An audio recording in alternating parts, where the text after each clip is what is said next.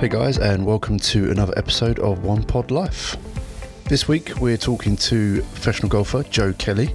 I really enjoyed this chat because Joe kind of just done what I'm hoping to do. He turned pro off a handicap of 4 and fought his way through to find his way on the actual professional circuit, and now he's playing on the EuroPro. So well done to Joe. Hope you guys enjoy this episode as much as I did and you get lots of value from it. And if you did, don't forget to share it to your friends. So without further ado, please welcome Joe Kelly.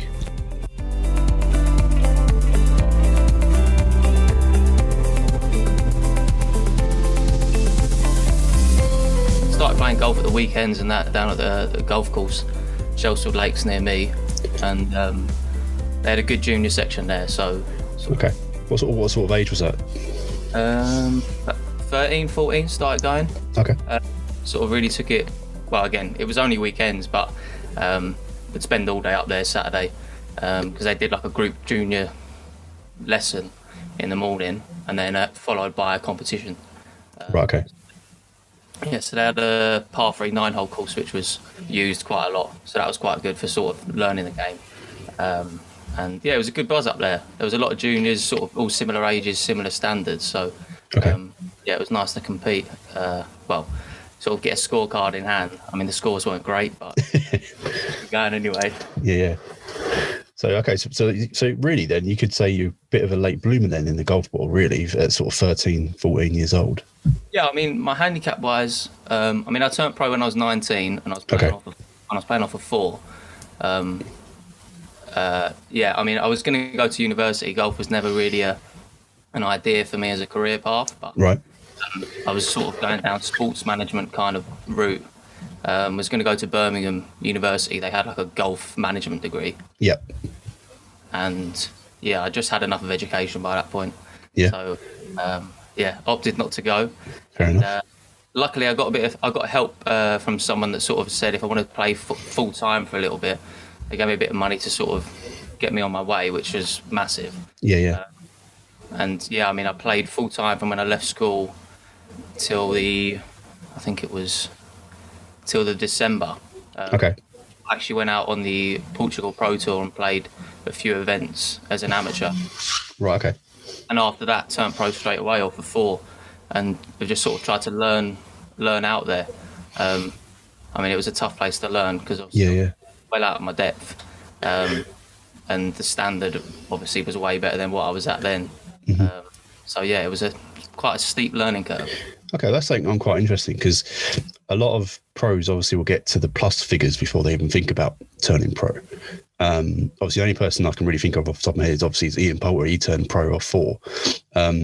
And in my own progress, I'm thinking get down to 4 and then just turn pro and see what happens. So I'm quite interested in knowing what your thought process then was when you was at your 4 handicap. Yeah. So, and then deciding to turn pro. How did that happen? Yeah, because obviously the ideal route is if you're playing at certain standards as an amateur, you get into the bigger events. Yep. Being 18, 19, playing off of 4, I'm not getting into anything. I'm getting into sort of men's opens locally, and that was it. So in terms of testing myself and learning, that wouldn't have been an ideal route. It would have been maybe stay amateur for a few more years to try and get to a good standard. Mm-hmm. Then I spoke to a lot of guys, and they were all like, there's a big learning curve when you turn pro, even playing as an amateur off +3, +4. Yeah. I thought I might as well just learn early and learn playing off of 4 and see where we go. Yeah. But yeah, it was tough. The first couple of years was really difficult. And I mean, it still is. The standard now is so good on any level of pro golf that yeah, you've got to be playing well week in, week out to get definitely. No, I'm a big believer in chucking yourself in the deep end and see if you can swim and like you said, learn on the job. So I like that idea and that philosophy. So no, good on you, mate. Well done. In that when you went over to Portugal, then what was the biggest difference that you saw and you think, right, I really need to improve my game there? I mean, I was really lucky because I played the last event out there was at San Lorenzo, and I was paired with David Dixon. Okay. Obviously won on European Tour, very good golfer. Yep. And I think he was like 7 under through, I don't know, it might have been 7 under through 16 or something in the first round when I played with him, and I don't know what he ended up on, but and I was like, okay, this is a serious level of golf, like you've got to get to, because it was so easy as well, like just sort of knocking it about, holding a few putts, and suddenly 7 deep. So yeah, to see him do that sort of first hand as an amateur was like, okay, this is pretty. Like the level is very, very high. But then I think I shot 2 under second round out of nowhere. I came like top 15. I thought this golf lark's quite easy. I could be quite good at this. And then I think I went out in the January. I had Christmas off, turned pro, went out to January, and the first event I shot 89, 86, I think. Wow. Jesus, I was like, I made a mistake. I was like, what's going on? Struggling big time. And then the next event, I think I shot 83, 84. Okay. And I was like, hey, this is, I remember being in Portugal, I was like, Jesus, I'm in some serious trouble here. Got a bit upset. The old man came out and caddied for the next event because I just didn't know what to do. I was on my own and, just shooting millions. And he came out, settled down a little bit, and I think a shot, I might have been 2 over level or something the next event. So it was a little bit better, but I learned quickly that it's not the same when you're traveling and you're playing pro golf. It's very different to sort of playing your local med or your golf club. Yeah, definitely. And I guess, like you said, being on your own out there as well, not obviously being a recently turned pro person, you probably don't know many people on the circuit either. So could you bounce off anybody else, or is that the reason why your dad came out to kind of be that sort of soundboard? Yeah, I mean, I was staying in my own room. I don't think I was sharing on that swing. But yeah, I mean, you meet guys, and all the guys on the tour, they're so friendly. If you play with them once, you'll see them again 2 years later, and they'll remember you, and you'll have a chat. It's nice. So from that aspect, you never sort of really feel like you're totally alone, but because you go for dinner with the boys and you have a little chat. But then once you're in your room, you're like, okay, this is quite lonely. Obviously, going to bed early because you're getting up early, and being abroad for the first time on my own, having had an absolute shocker and a bit of 4 days. It wasn't the most pleasing thing in the world. No. But it's things you learn from, and now even over last year, well, not so much last year because I didn't get to play that much, but season before I was struggling for a few months, and it was tough, sort of driving up and down the country, struggling a little bit, missing cuts, and then having to drive 8 hours home. With your own thoughts in your head. Yeah, absolutely. Listening to sad music, driving down for 4 hours. But I mean, like I said, it's only things that you can learn from and use for future sake, really. No, definitely. Okay, so tough. Well, we said turn pro, couple of tough tournaments, but you got through that in the end. So Portugal's finished with. What happened when you came back? What did you do then? So I concentrated on Jamaica. And actually I did EuroPro Q School that year and missed it first stage by a couple. Right, okay. And I mean, sort of looking at the steady progression of the year, sort of the first time I did it, missed it straight away. Then the second time I did Q School, got through to final stage. So it was just sort of gradually getting a bit better. But I mean, for that first year, mainly played Jamaica. Again, I was a small fish in the pond, so it was a lot of learning, just playing as much as I could, just to see where my game was at. Mm-hmm. And then that following November, because then the Portugal Pro Tour started again. Yep. So I went back out there, and then had my best finish of that year. I think it was tied 6th at Palmares. So okay. 9 under for the 2 rounds, which was sort of a little bit out of nowhere because I hadn't really posted 2 sort of back-to-back decent scores. Okay. But then, to be fair, I put in a lot of work. I put in a lot of effort. So the competitor in me was like, okay, that's what I'm supposed to be doing. Like, I do this full time. That should happen. Yeah. But then the sort of the realist in me didn't pick up on that. That was a good week. And should have taken the positives rather than just sort of thought, oh yeah, I'm a pro golfer, that's supposed to happen. Right. Okay. Yeah. Like you said, you've never done that before, so you should have seen that as a positive and gone, right, well, if anything, really like I kind of belong here now because I've achieved something, if that makes sense. I didn't see it as that then, but obviously looking back at it now, I mean, that was 3 years ago now, so now it seems like a lifetime ago. But yeah, it was a big thing because obviously then you look back and you're like, actually, like all these guys, and you look at the name on the leaderboards, and there's lots and lots of good fit players that go out because obviously it's winter, so everyone's got time off, and they're going out there competing. So the fields are strong. So yeah, to post 2 good numbers and sort of be up there, I should have seen it as more of a positive than I did back then. Yeah. But again, something you learned from, and it's good that you can look back now and realise that and take it forward into anything that you do. Yeah, absolutely.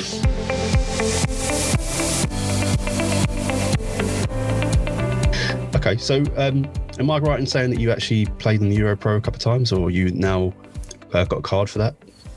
Yeah, so last year I played, not last year, sorry, it was obviously cancelled last year. I keep 2020's just gone past. Yep. Forgot it even happened. But yeah, 2019, I played a few events. I had a category. I didn't have a full card. Okay. I missed every cut. I think I played 3 events. But I mean, it's a tricky one because with the EuroPro and with the category I've had in the past, every event I got into was sort of day before, 2 days before, sort of last notice, having to drive there straight away. Okay. Sometimes not having a round. Sometimes you sort of get to see the course. So it's not ideal preparation, but obviously I'd have liked to have got more from those events than I had done. Yep. But yeah, so didn't play much on those. And then, so this season coming, I haven't got a great category. I was playing all right to the back end of last year, and then Q School came along and just had a bad week. Yeah. And sometimes that happens. But it's not the end of the world. I mean, I've got lots to play in this year, lots to play for. Yep. The game's feeling, well, from hitting balls in the garden and putting on the carpet, the game's feeling all right. You need to invent an indoor pro license or something. You can be an indoor pro golfer. Yeah. I don't know how to score that though. There might be some cheating, but yeah. No, I like it. Well, I was going to say, because you have played. Obviously, you said you concentrate on the Jamaica tour. You've played quite a bit on the Clutch tour as well. How do you find those tours? Because again, that's something that I'm hopefully aspiring to get to. So, how do you find those tours? And again, like you said, the guys that are on there are really helpful and really friendly. But what's the standard of golf on that compared to them? Maybe when you go play on the EuroPro. I mean, it's funny. The top ends of both leaderboards are the same. Even when you go to EuroPro, it's just that sort of the EuroPro or the challenge. The depth field is much. Yeah. I mean, you stick a challenge tour player in a Clutch event, the winning score will still be there or thereabouts the same. Okay. But I mean, yeah, you learn so much from playing with the guys on both tours. The Jamaica tour I really like because obviously you're guaranteed the two days of golf. Yep. So it's not so much of a sprint. Like I've been doing a lot of my stat work and sort of seeing where my weaknesses were last year, what was good, what was bad. Okay. But a lot of the stuff I played last year was all one-day events, so it is very much very, very aggressive. Got to make loads of birdies, a bit more high risk. So obviously, then you're prone to a few more mistakes. So yeah, the Jamaica I really like. You know, you're playing 2 rounds. Try and settle in a little bit more, be a little bit more patient. Mm-hmm. I mean, the Clutch, they've done a great job this year getting the schedule out. The incentives they play for, like the starts, the money, everything that's going on there is great. Yeah, definitely. I mean, yeah, that's why I'm not too worried about EuroPro this year, really, because I know I've got that to play in, and if I can concentrate on that, play well, and then maybe get challenged or start, pick one up throughout the year, and then hopefully make the most of that. Yeah, definitely. You've got just as good a chance doing that than you have playing EuroPro and trying to get top 5. Okay. The following season. So. No, good stuff. So what would you class as your goal for 2021 then? I mean, there's some goals that I sort of want to keep to myself, and some goals. Yeah, of course. I don't mind sharing, but I mean, no, a lot of the goals and targets I've tried to break them down a little bit in terms of, rather than having a sort of an end goal, my goals and my targets are more in my stats now. Right. Okay. Whereas I'm averaging, I'm holding 50% of my birdie putts inside 20 feet so far. That's what I did last season. Right. But I want to push that to 60%. So then, more birdies you can't. That's what you want to go for. So you can afford to have a few more mistakes. My scrambling last year wasn't great. I need to chip it inside 6 feet a little bit more than I do. Right. Okay. I'm now about, I think it's 40%, but I need to get that up to about 60, 50, 60, I think it was. And then, greens in regulation, just boost it up 1 or 2. I mean, it's not massive gains I've got to make there. I mean, the big thing for the yardages wise, I did all my stats, and from 100 to 130, I really struggled. Just didn't give myself enough chances that a Tour Pro should be doing from those yardages. And I mean, especially all the courses that we're playing on, Clutch and Jamaica, from 100 to 130 yards, you're going to have that a lot. So if you're not very good from there, you're giving up a lot against the field. No, definitely. So yeah, they're the sort of the main things I want to focus on. And if I hit those, then hopefully the end result will be much better than I could probably predict. No, definitely. And I'm intrigued to know, are you setting those goals? Are you looking at your stats by yourself, or are you looking at with coaches, or what? Yeah, so for about a year now, I've been seeing Jamie Donaldson doing aim point and through the stats. So we use GameForge, which I think is fantastic, because it gives you look at it and it tells you exactly what's good, exactly what's bad. And I think now, me personally, I'm in the best place I've ever been mentally, in terms of I know exactly what I've got to do to compete week in, week out. I know what parts of my game I need to work on. I know what parts of my game are good. And then, hopefully I can use my strengths as much as I can, and then work on the weaknesses. So then, hopefully better golf, more pars, more scores under par, and more money, really. Definitely. I think that's a great place to be. Like you said, you're in the best mentally place you've ever been. I think it's fantastic. You've kind of found a route and a plan that works for you. So that's why you feel more at ease with it. Especially with, like, obviously lockdown's been tough for everyone. Yeah. And it's very easy to sort of sit down, mull about, and get a little bit disheartened, and that, because obviously we don't know when we're going to be playing next. No. There is no sort of light at the end of the tunnel. So but mentally, I feel like I've done a lot of work with my swing coach, Matt Barber. I mean, I've been working with him since I turned pro. So I've got loads of trust in him with what he does, and vice versa. So we're all working well together, and I've got a sort of full team around me now, which I really like, and I've got trust, sort of belief in each part. I like it. My game and my team. No, great stuff. And just off that as well, obviously you're part of the Energy Golf community as well, which is obviously making waves at the moment, and I'm in there as well with and just chatting about every now and then. But for you guys that are playing at the sort of elite level, I think that the support that you can get off each other through that community is fantastic. And I just want to see get your opinion on it as well. Yeah, I mean, the work that Jamie and Hallam have done is unbelievable, to be fair. The opportunities that they're presenting to sort of anyone that wants to get involved is huge, whether it's funding or just sort of planning. And I mean, golf is a lonely sport, like we talked about. I mean, you're traveling. Yep. It's nice to have that community feel to it. Obviously, at the end of the day, when we peg it up, you want to beat them. It doesn't matter who they are. So we can be best pals, but when you're standing next to each other on the tee box, you know you've got to beat them anyway. Yep. But it's just nice to bounce off people. You know, sometimes practice is boring. It is boring standing there hitting 3-footers for 2 hours, or just hitting the same chip shot over and over again. So if you can do practice with other guys, keep it competitive. It's much easier to transfer over into the game, into tournament play. They're doing a fantastic job, and everyone everyone seems to be benefiting from what they're doing. No, definitely. Now, One Pod Life is brought to you in partnership with Energy Golf, the leading golf development platform.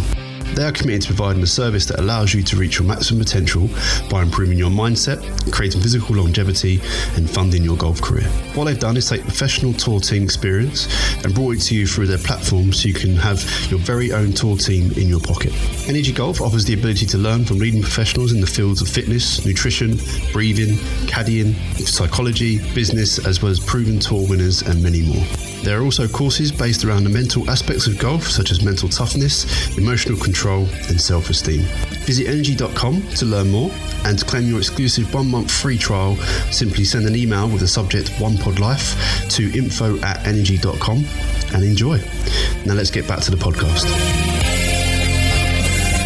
So, Joe, mate, I think the fact that you didn't start golf till you were 13 and then you decided to turn pro at 4, I think is a great achievement on its own. I think, like I said, it's something that I'm thinking about doing. If I can get down to that level, just chuck myself in the deep end and see what happens. And I think you're a prime example of that it can happen if you put the work in and you learn from your mistakes and you learn from the hard times.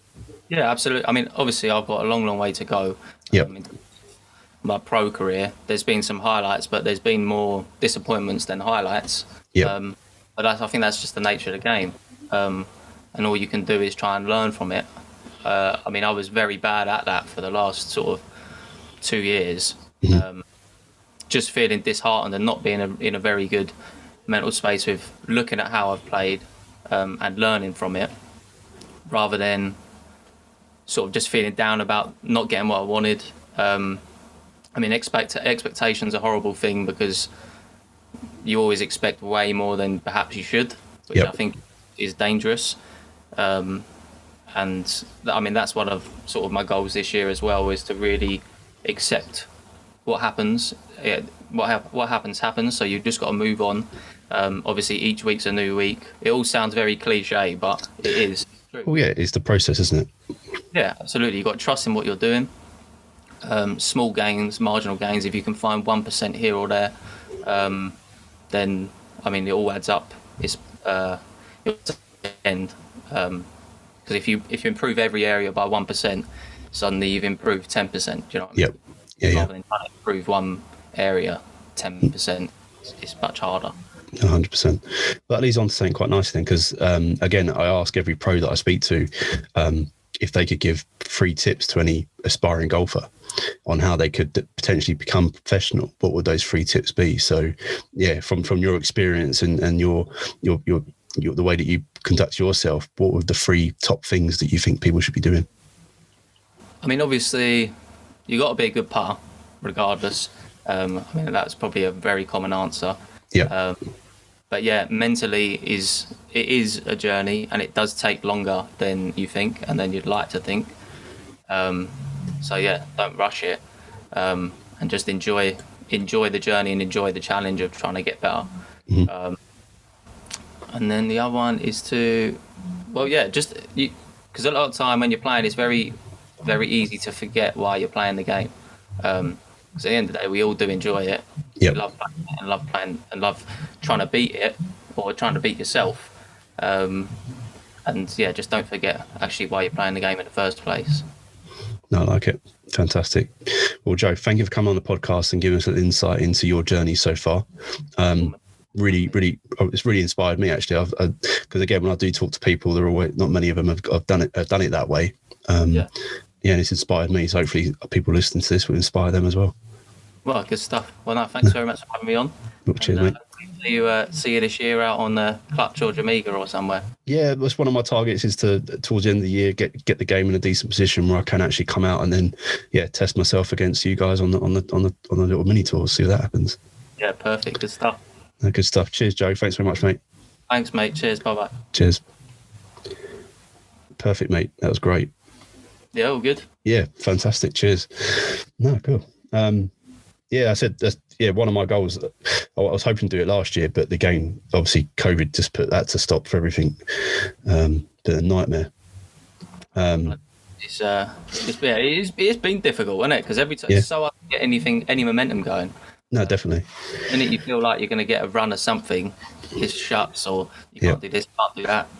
I mean, I booked flights to go to Portugal. I booked it on, when was it? I know I was going to book it, and then they announced Tier 4. It was just before Christmas. Yeah.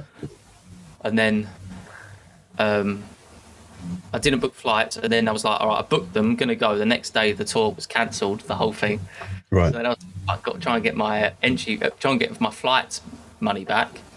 And then obviously the flight was still going ahead, so I wasn't going to get it back. Yeah. And literally 2 days before the flight was cancelled, so I didn't get happy days. No, good stuff. Well, I was supposed to go to Scotland to play back in May last year, but obviously that got cancelled. Got my money back for that.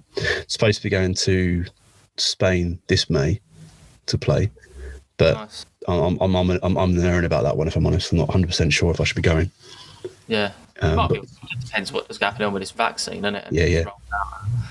Well, I actually caught it over Christmas, so I'm all right for 5 months. So yeah, but my mum got it like November time. Oh, did she? Yeah, but there's like 5 of us in the house. No one else got it. No. But yeah. Luckily. Luckily. So. But no, yeah, I got it quite bad. My girlfriend got it and her dad got it. So yeah, it was good times. Sounds like a good Christmas. Sorry? Sounds like a good Christmas. Yeah, I literally got it on the 19th as well. So literally just before Christmas. By Christmas Day, I was okay, but my girlfriend was really bad, and her dad was really bad over Christmas and New Year. So yeah, it wasn't the best. But we got a solid 10 days indoors, so it was all right. Yeah, there we go. No, good stuff, mate. Cheers coming on.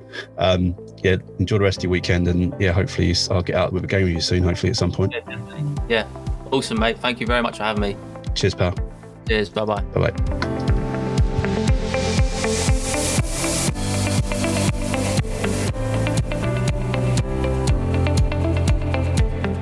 Big thank you to Joe for coming on and giving us an insight into his career, and like I said, how he turned pro at 4 and is now forging his way through on the professional career, which is pretty good.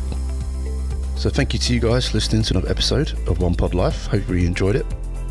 Don't forget, you can follow my journey so far over on Instagram at One Pot Life. And if you really did enjoy the podcast and you've listened to quite a few of them, please do share it with your friends.